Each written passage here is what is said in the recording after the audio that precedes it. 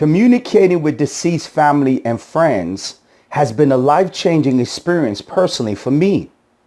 Many years ago, when I moved to Florida, me and my wife couldn't find a job, and we struggled financially for many months. I was determined to go back to New York City because nothing I did here worked out.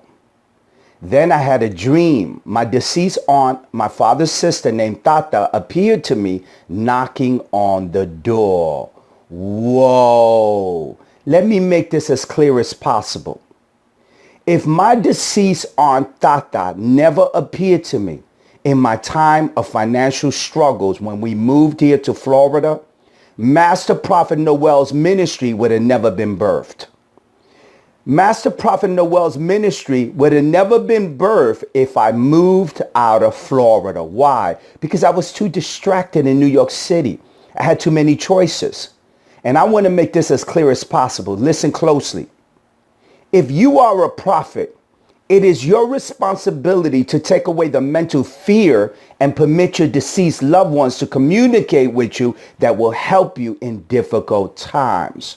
Remember, when Jesus Christ in the New Testament prayed to the Father, Father, if it be thy will, take this cross away from me. He struggled with making the decision to fulfill his destiny and dying on the cross.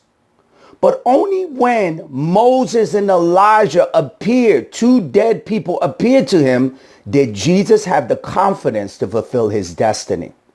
It is your responsibility to stay communicating with deceased family and friends that will guide you and help you to win in life.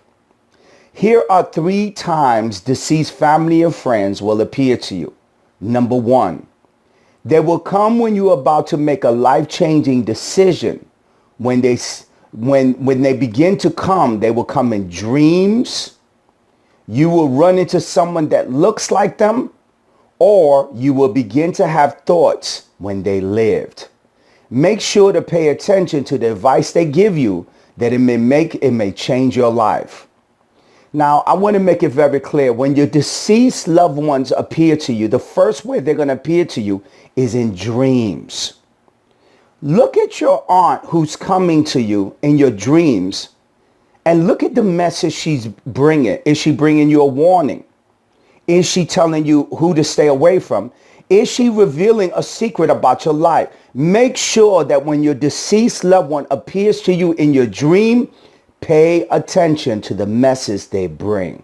And let me give you a quick word. If you're a kind of individual that you do not remember your dreams, I would recommend that you have a notepad near your bed, in your nightstand, and a pen, so that whenever you begin to have a dream, wake up out of your dream and immediately mark every down on a piece of paper. This is what I would recommend. The second way your deceased loved ones will appear to you is you will run into someone that looks like them. Whoa.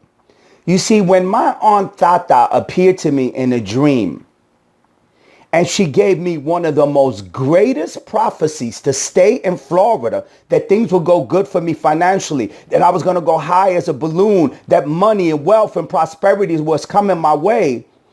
She came to me. When she came to me earlier that day or that week, I saw a woman that looked exactly like her.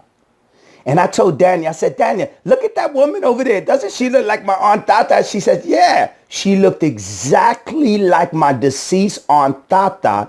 She appeared to me in the physical, and then I had a dream.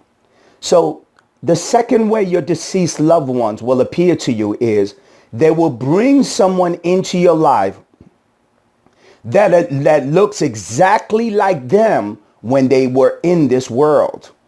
So the person might look exactly like them when they were in this world. And that would be an indication to you as a prophet that your deceased loved one is trying to communicate with you.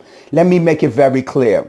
If you're African American, it is part of your culture that the slaves kept themselves strong in the times of slavery and struggle by communicating with their ancestor. This is something that has been done for thousands and thousands of years. What kept the African American slaves strong was that they were constantly communicating with their deceased loved ones and praying to them and doing folk songs that kept them strong in the time of slavery and in the time of struggles. And I want to make it very clear. If you're a working prophet, you will endure seasons of temptations, seasons of struggles that a deceased loved one will appear to you to bring you an answer. The third way your deceased loved one will appear to you is you begin to get mental thoughts of the person. This is the third way you're deceased. You begin to remember that you used to go to a barbecue with your deceased aunt or uncle. You begin to remember that you used to go to your aunt's house and eat her food. These memories are conjured up by the deceased loved one that is explaining to you, the prophet, that they're trying to communicate. Now you say, Master Prophet, why are these deceased loved ones bringing memories to me? Because they want you to know it is them that is communicating. You see, one of the biggest struggles that many people have is that they hear voices, but they don't know who's communicating with. When your deceased loved one will appear to you, he will communicate and remind you of events that you and that person shared. You might remember that you used to go to your aunt's house and eat her food. You start to get these memories. It's because she's communicating with you. She's getting ready to bring a life-changing information. She's getting ready to tell you something about your past, present, and future that will bring restoration and deliverance into your life.